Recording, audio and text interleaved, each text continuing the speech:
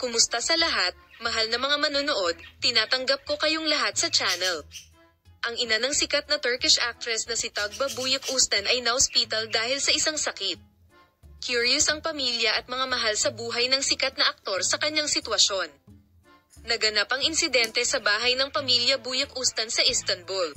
Sa hindi tiyak na dahilan, nahulog sa bahay ang ina ni Tuğba Büyük Üstün at nagkaroon ng malubhang aksidente. Agad na nagtungo sa pinangyarihan ang mga medical team at binigyan ng paunang lunas ang ina at agad itong dinala sa ospital.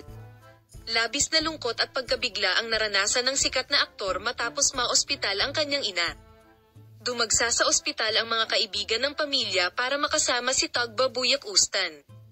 Nagkaroon ng pagkakataon ang magkasintahang naghihintay sa ospital na pagmasdan ng mas malapit ang malakas at mahabagin na panig ng aktor. Ayon sa impormasyong natanggap mula sa mga doktor, ang ina ni Tuğba Büyük Üstün ay mananatili sa intensive care ng ilang sandali dahil sa kazan.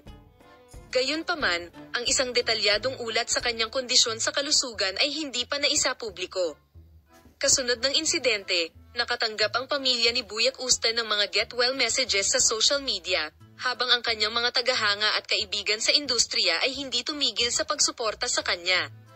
Aktibong ginagamit din ang social media accounts ng sikat na aktor para i-announce ang developments hinggil sa health condition ng kanyang ina sa kanyang followers.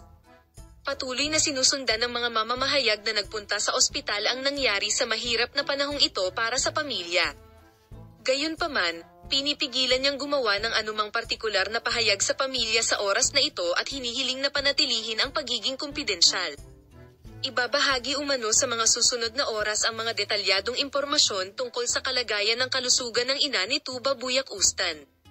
Salamat sa lahat sa panonood ng video. Paalam, makita ka sa mga bagong video.